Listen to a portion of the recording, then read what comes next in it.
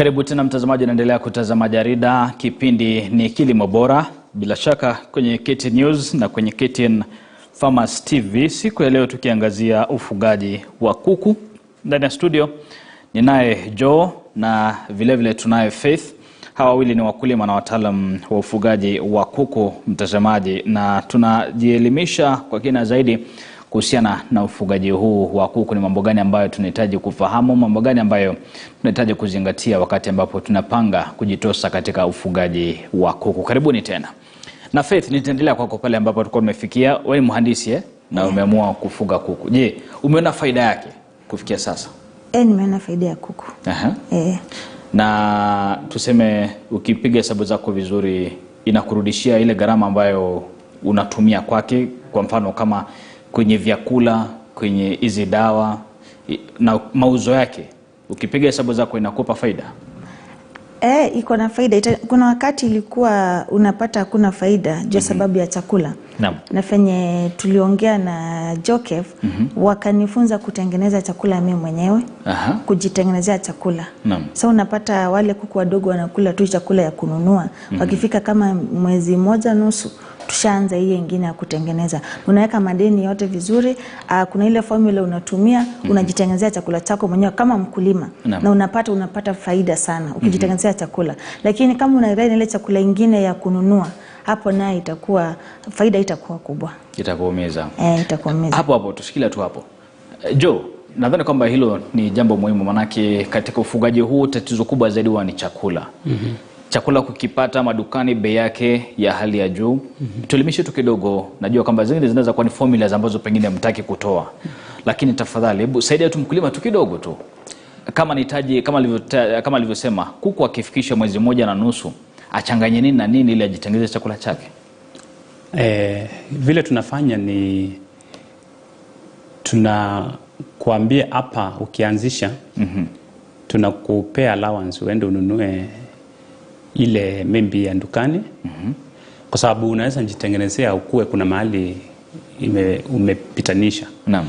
Lakini kwa sababu tunataka ikue na ile immune kabisa.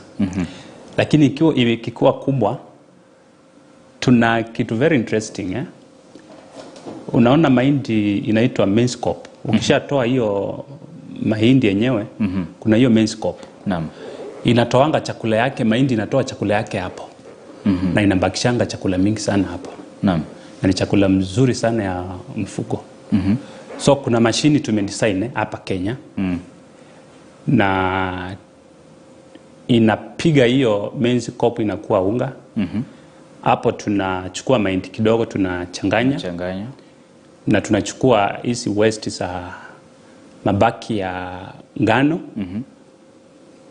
fish meal, sunflower, kuna vitu kama bone meal. Na kwa sababu kama hiyo unaona ilikuwa ni kama imechukuliwa na mkulima wa mahindi akatupa. Kuna dawa nyingine unaweka inaitwa toxin binder, ambayo ina bide ile toxin iko kwa hiyo, inaweza kuwa kwa hiyo uchafu, kwa hizo materials unatumia. Naam. Ili unapata ile chakula safi ambayo haita kufanya kuku wako wakue na magonjwa. Ukitumia njia kama hizo, utakuwa umemalizana na shida ya hii chakula. Naam. Kutoka pale kuna vile sasa tunakusaidia una mix kiwango gani. Ukiwa mkulima wetu lazima tutakuja tukwambie uko na kuku wangapi unataka kutengeneza, how many tons. Sisi tunajua una kiasi gani unachanganya hii portion na hii portion, unapata chakula mzuri sana hata kuliko ile ya dukani. Na ukipea hawa kuku watafurahia hiyo chakula. Ukiangalia hata kama umeona kwa shamba wakikula, unaona wanafurahia hiyo chakula. Na hapo utapata mayai mingi, utaona kuku wanagrow haraka. Na ukienda kwa market utakuta gharama ile umetumia chakula iko chini sana. Faith, kando na chakula, kuna swala lingine ambalo ni la magonjwa. Katika shamba lako, katika ufugaji wako, magonjwa gani ambayo unakumbana nayo sana ya kuku? Magonjwa yenye inaleta shida kwa ufugaji wa kuku, moja ni Newcastle. Newcastle. Hii inasumbua sana. Lakini unapokuwa na consultants ama mtu mwenye kuna uzoefu wa kulea kuku, utapata unakuwa na ile formula ama ile routine ya vaccination, na ukifuata kutoka wiki moja, wiki mbili, mpaka kuku afike miezi 2, unamaliza all the vaccines. Sasa unabaki tu unawapatia tu, baada ya mwezi mmoja unawapatia ile ya Newcastle. Juu inakaa ikijirudia. Utapata kama umewapatia hiyo vaccine yote, una faida kubwa. Hata huyo ugonjwa kukuwe na hiyo outbreak ya Newcastle, utapata kuku wako hata kufa. Bado atakuwa. Ndio kuna wakati last year ilikuwa tulikuwa na hiyo outbreak ya Newcastle, kuku wangu wako kufa. Lakini kuku wengi wa hiyo area walikufa. Wafungaji wengi walipoteza kuku. Ndio walikuwa wengi hawakuwa wamefanya hiyo vaccination. Na pia hiyo vaccination pia ina depend. Ndio nasema ile muhimu kuwa na mtu mwenye kuna uzoefu ama mtu consultant. Juu hata ile vaccine ukipatia, kuna ile njia pia unaipatia nayo. Upatii tu hivi tu kiolela. Juu wakulima wengi tunapea tu kama kawaida tu, tunaweka tu kwa maji, tunawekea kuku pale wakunywe, tunaiacha tu inakaa mpaka jioni. Haipaswi kuwa vile. Wakati unaweka hiyo vaccine, unaiweka kwanza, una treat ile maji inakuwa treated, inakuwa salama. Halafu unaweka vaccine, halafu unaweka kwa zile drinkers, na ukiwapatia au utaweka tu venye ulikuwa unawekea maji kawaida. Lazima chini uweke kama kikaton hivyo, ile maji inamwagika pale, mwage kwa hiyo carton. Kisa na maana, unaona hiyo vaccine inakuanga tu ni iko live. Sasa after 1 hour wanga inakufa. Na ikikufa inakuwa toxic, inakuwa sumu sasa. Sasa hiyo sumu baada ya lisali moja ile maji watakuwa wote wamekunywa, na ile dawa ya kutreat iko na kala. Sasa hiyo kala itakuwa, ukiangalia kila kuku mwenye amekunywa utaona ako na hiyo kala. Sasa unakonfirm mwenye amekunywa na wenye ambao hawajakunywa. Sasa hapo unakuwa makini sana. Within hiyo lisali moja. Baada ya pale unatoa zile drinkers tena. Hiyo kata nilikuwa umekelea juu chini, na pia unaitoa. Hizo unachoma direct. Tena unaziosha tena zile drinkers. Unaziosha tena, na juu umewapatia vaccine wako kind of stressed. Sasa itabidi sasa after umeosha una disinfect tena the drinkers, uweke maji ingine, na hiyo maji uweke vitamins. Kama una vitamin uweke glucose. Ndio sasa ile stress umeka wale kuku, umeingia kwa wale kuku, hainatolewa na hiyo glucose. Na kama unaweza unanunua hizo vitamin. Sasa unaweka kwa hiyo maji na unawapatia. Sasa hiyo unaweza ikue wakunywe sasa mpaka wamalize. Na sasa hapo utakuwa umefanya vaccination. Lakini ile ya kuachilia, sasa ukiwaachilia the whole day, after 1 hour hizo microorganisms zitakuwa zimekufa sa vaccine. Sasa watakuwa wameanza kuchukua ile sumu. Sasa imekuwa sumu. Sasa utapata wafungaji wengi wanasema, nikimaliza kufanya vaccination kuku wangu wanakufa sana. Sasa ndio inatuma wale kuku wakufe. Kwa hivyo dawa inafaa kuwa ya saa moja tu, lisali moja tu, alafu unatoa hiyo maji. Baada hapo inakuwa ni sumu. Baada ya hapo itakuwa ni sumu. Watu wakimwaga naona wanamwaga dawa, lakini kumbe ni sumu ile. Alafu kitu kingine watu wanasahau, ile maji unaweka pale ya vaccine kidogo, uweki maji mengi. Naweka tu maji kidogo. Hautaweka maji mengi. Usipate hasara pia. Usipate pia ile hasara. Juu maji pia nayo ni bei. Jo, mambo mazuri haya wanazungumzia hapa Faith. Hebu tuangazie Faith, sijui kama hao tu mmepata elimu hiyo kutoka na Jokev? Hiyo elimu nimepata kutoka kwake. Naam. Jo, amezungumzia mwanzo umehitaji ugonjwa Newcastle. Mwanzo hebu ningependa tuainishe aina ya magonjwa ambayo yanakumba kuku. Tukianza nayo Newcastle, hebu tuelimishe dalili zake. Mkulima atajuaje kwamba kuku huenda anapata ugonjwa? Okay. Newcastle ni ugonjwa ambayo inaitwa viral disease. Sijui tutaitaje kwa Kiswahili. Lakini ni ugonjwa ambayo hauwezi tibu, unaambukizanwa. Ni kama corona vile tunaongea sasa hivi. So ili kuku wako wasipatikane na hiyo ugonjwa, unafaa uweke kinga ambayo ndio hiyo inaitwa vaccine. Kabla. Na ukiangalia ile chart tunapeana, inapea kibaumbele hii Newcastle inakuwa hapa kwanza. Na alafu kuna magonjwa zingine zile viral kama ni nguboro. Naam. Kuna ingine inaitwa typhoid na pox. Ile unaona vidonda kwa kichwa ya kuku. Naam. So hizo magonjwa ni kuzuia ili isipatikane kwa shamba lako, kwa sababu ikikuja hata tukiitibu, kuna vile tutangangana tuitibu na itoke, but ita remain kwa hiyo kuku. After like miezi 2 utaona imekuja tena. Na huyo kuku hata akitaga, hiyo itapeleka hiyo ugonjwa kule. Hata hao vifaranga ukivaccinate kwa sababu already mayai yake ilikuwa na hiyo viini. Na nadhani ndio pale tukazungumzia mambo ya genetics Yeah. Naam. Yeah. What was the other question? Ni dalili za kujua kwamba kuku ana ugonjwa Newcastle. Kama hiyo Newcastle utaona amepindana kichwa, anaangalia juu ama kichwa imeenda chini, haisiona chakula na anakaa kama mwendo wazimu, unaona akizunguka. Kitu kingine uta realize ni kwa droppings. Kinyezi yake. Naam. Utaona greens. Kwa mfano ulikuwa unapea chakula ambayo unajua haujapea kama matawi. Ukiona hiyo green unafaa uanze kunjua hiyo ugonjwa inaweza kuwa inakuja. Hiyo ni dalili moja. Naam. Ugonjwa kama pox hiyo utaiona tu, utaona kwa kuku kwa kichwa. For typhoid utasikia wako na kitu kama homa. Wakiwa hizo ni dalili tu utajua. Na kuna dalili nyingine ya kuku anajichafua wakati anatoa kinyesi chake. Inakuwa ni chepesi alafu anajichafua. Hiyo inakuwa ni coccidiosis sana. Hii ugonjwa ya kuhara hivyo.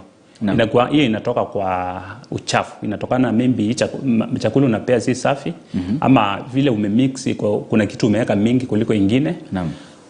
Kitu ingine inaweza cause hiyo ni kitu kama ulikuwa unapea hii chakula unachange unapea unakuta hata wengine wanatoa damu, kinyezi iko na damu. Naam. Ama hizi vyombo zako hauoshi vizuri, kwa sababu maji ndio shida kubwa ile inaleta magonjwa kwa shamba, kwa sababu maji throughout inakuanga na bacteria. Naam. Na wakuku wakati wanakunywa inakuwa hiyo inaingia kwa mwili. So ndio tunasemanga hata kama unaona hii drinker is very clean, unaiosha na unachukua kitu kingine inaitwa disinfectant. Una rinse nayo. Ili kama kwa sababu hao viini wanakaa kwa maji na wengine wakati maji inateremka wanaji-attach kwa wall of the ya hiyo vibuyu. So ni vizuri after hata kama umeosha na sabuni hawatakufa, lakini ukipitisha kwa disinfectant wanakufa instantly. Naam. Kwa faida ya ule mtazamaji ambaye anatazama kipindi hiki na angependa pengine kuanzisha ukulima wa kuku. Najua hujalipia haya matangazo lakini kwa faida ya ule mtazamaji ambaye anatazama na angependa kuanzisha huu ukulima pengine. Wakati ambapo anasema sasa nitakupa mfano tena. Mimi hapa nataka kuanza kufuga kuku 200. Bajeti niweke ya pesa ngapi? Wakati ambapo nishatengeneza nyumba, kila kitu kisawa. Sasa nimekuja kwenu nataka vifaranga na tuanze kufanya kazi pamoja.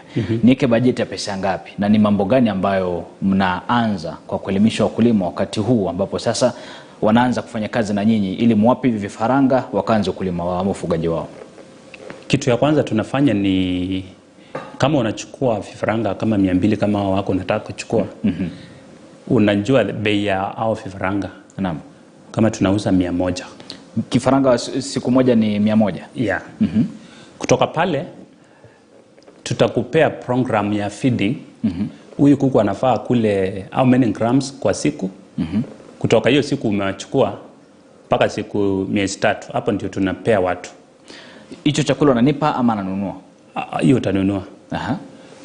So ukishanjua ile kiasi ya chakula, hapo ndio utajigenju uone utanunua kwa duka ama utakuja kwetu tukuambie jinsi rahisi ya kutengeneza chakula yako ambayo itakukost sana.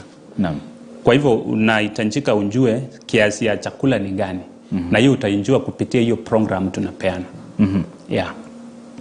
Kwa hivyo baada ya hapo? Baada ya pale kuna vitu zingine kama triggers, you need to know the price na ni ngapi. Hiyo tunakupea. Kama ni kuku 200 unafaa kuwa na triggers kiasi hii. Kama ni kuku 200 unafaa kuwa na trays ya chicks na feeders kiasi gani. Kama unanunua maji utajua kuku anakunywa maji kiasi gani kwa siku, na tunakupea hata record ile unajua hao kuku wako wanakunywanga maji kiasi gani, chakula kiasi gani, ili siku ya mwisho utakuja kufanya ile hesabu unjue ninatengeneza faida ama naenda hasara. Ukienda hasara unakuja kwetu tunakuambia hapa ndio shida iliingilia, na shida mingi inaingilia kwa magonjwa na shida ingine inaingilia kwa chakula. Na najua ni swali ambalo liko kwenye akili za watu wengi sana ambao wanatazama, nikiwemo pia. Nikija nikuuliza hilo swali kwamba hapa nimepata hasara, sijapata faida kama inavyofaa, ili unishauri. Hapo nahitaji nagaramika ama na ushauri ambao unatoa bila malipo? Kama ulikuja kununua hawa vifaranga kwetu, kama tukua tukifanya na nyinyi kuanzia mwanzo, tutakupea ushauri bila malipo. Na kitu ile tunafanya sana, nimekuambia vitu mbili zinaleta hii hasara. Ni chakula. Unajua watu wengine wanapenda kuona kuku anakula saa zote. Wakifikisha wakitoka pale kwa mbruda, wapee chakula asubuhi na jioni. Mchana watafutie space wacheze. Unawafungulia nje. Unawafungulia ama unatafuta asama liko na majani sana, unawapea wanakula ama cabbages. Kitu kingine sana ni magonjwa, kwa sababu kama kila wiki unaenda kwa vet unanunua ndawa. Ndawa ni expensive. Kuna kitu sisi tumeleta ambayo ni organic, inaitwa poultry microbes. Ukinunua hiyo ndawa na uweke kwa maji kila siku, hiyo ndawa, sitaki kuita ndawa kwa sababu ni kitu ambayo inazuia magonjwa. Unaona tumezuia na vaccination zile viral ambazo sisi ndawa. Lakini kuna zingine lazima ununue ndawa. So tunaweka hiyo poultry microbes kwa maji ili kwanza iue ile uchafu imekuta kwa maji. Kitu kingine inasaidia ni wakati kuku anakula ile chakula, haitakaa kwa crop imebeba. Ni kitu kama catalyst. Ni enzymes tumetengeneza, zinachukua ile chakula mzuri inaweka kwa damu ya kuku anagrow haraka, na pia inachukua ile uchafu iko kwa chakula bind, inaweka kwa waste. Faith, ukiambiwa kwa mfano leo uache kazi yako ya uhandisi na ushughulike na ufugaji wa kuku peke yake, utafanya hivyo? Inaweza fanya. Sababu kitu moja nimekuja kugundua katika hii uleaji wa kuku, ni kana kwamba unahitaji tu kukue na land, na ukue na capital mzuri, and then ukue na plan, unataka kufanya nini. Sababu kama uko na enough time ya ufungaji, na ule kuku tuseme kwa mfano tufanye tu mfano, kila mwezi kuwa na kuku 500.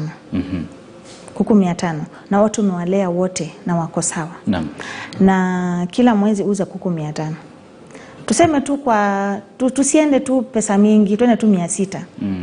600 na kuku 500, hiyo ni pesa ngapi? 30,000. Ama nimekosea? Hapo umekosea. 500 na 6,000. 500 na 6,000. Umesema 6,000? Kuku 6,000? Kuku ni 500. Kuku ni 500 kwa shilingi 600. Kwa shilingi 600. Mimi naona 30,000, sijui kama nakosea. Hiyo ni 300,000. 300,000 kweli? Ni sawa. Times 500. Ni sawa, ni 300,000. Sasa umepata 300,000. Ukitoa ile gharama, toa gharama kama tuseme tu 150. Umebaki pesa ngapi? Una faida ya 150. Sasa kuna faida. Sasa unahitaji ukikuwa na kila kitu yote, everything all constant. Kuleaji wa kuku ni mzuri. Ni mzuri. Na tena sasa utoke hapo uende uamue kufanya ile packaging. Sasa hapo you do value addition. Hapo sasa umebobea kabisa. Unakuwa vizuri. Uko sawa. Ningependa tumalize, manake nadhani kwamba Wakenya wameelimika vizuri jinsi ninavyofahamu. Jo, tukimalizia, watu kama vile Faith hapa ambao wameanza kazi na nyinyi, mwishowe na kuku wake 600, lakini ana duka, hana soko, hana mahali pa kuuza, mnawasaidiaje? Tunawasaidia ama wale wote. Tunafanya hivi. Kitu ile tunaambia wakulima, Naam.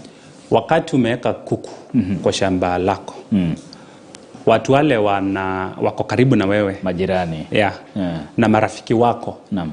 Ukiangalia kwa simu yako utakuta kuna watu 100 na kwenda juu. Nusu yao wanakula kuku. Ukiambia hao marafiki wako kuna kuku, watanunua kuku. Naam. Wakati wanataka kukula. Na watu wengi Kenya utakuta kila wiki in their menu kuna kuku wanakula. Naam. So marafiki wako unawafanya wa faida, si wa kupiga story. Naam. Kitu ile ingine tunafanya sisi kama kampuni, tumechukua contracts kwa mahoteli na supermarkets. Naam. Na tuna ile inaitwa database. Tunajua kuna mkulima tulipea kuku mahali kama Western. Na kuna wengine ni wazuri sana kwa kulisha, lakini ikifika kwa kutafuta ile market hawataweza. So in case watuambie zile kuku zetu zimekuwa na sisi mahali shamba zetu hatuna kuku, tunakuja kuchukua zile kuku, tunaenda na kama tunaweza kwa hoteli ama kwa supermarkets huko tunanunua kilo. Hatutauza pa kuku. Kama saa hii kilo tunauza ya kuku kwa mkulima tunakununulia na 450. Alafu tukipeleka kwa mahali kama supermarket sisi tunauza na 450. Ili 20 shillings inafanya mambo na packaging na transport. Then ile pesa tutapata tutakurudishia. Ili uweze kupata kununua chicks zingine, ama kama ulikuwa wengine wanaweka biashara hii wakiwa na maybe wanataka kununua kitu ili unajisaidia hivyo. Kwa hivyo atuseme wakati umechukua ni lazima tukuchukulie kuku kwa sababu sisi pia tuko na shamba mingi ambazo tuko na kuku zetu. Kwa hivyo pia mkulima jikakamue kutafuta soko. Lakini akilemewa pia mnamsaidia. Akituuliza kama tuko na ile ufungufu wa ya kuku, tunachukua pia mayai. Mayai tunauza. Tunauza types mbili. Kuna ile ya kuangua vifaranga na kuna ile ya kukula. Kuna vile yani fertilized kienyeji, kienyeji eggs, lakini kuna ile lazima ile unaweka kwa mashini inaangua, na kuna ile ukiweka na ni ya fertilized inakataa. Hapo ni sawa. Nadhani kwamba hapo ni vizuri. Soko pia likikosekana unakula. Hamna njia nyingine, sio? Na kataendelea kupeleka hasara. Nakula kwenye menu yako kuku mara 3, kuku moja kwa siku. Mtazamaji, basi niruhusu tufungie hapo sehemu ya kilimo bora angalau kwa siku ya leo. Nimekuwa naye Joe Kioko ambaye ni mtaalamu wa ufugaji wa kuku, na vile vile Faith Mwoki ambaye ni mhandisi na vile vile mfugaji mkulima wa kuku. Mtazamaji, basi mimi kwa jina Nicholas Wambua nasema asante sana kwako wewe kwa kujiunga nasi siku ya leo kwenye KTN News na KTN Farmers TV. Naondoka kuanzia saa 7 ni taarifa za KTN News Desk. Panapo majaliwa naomba tupatane tena siku ya Ijumaa mwendo wa saa 5 kwenye matukio ya wiki, na kutakia siku njema.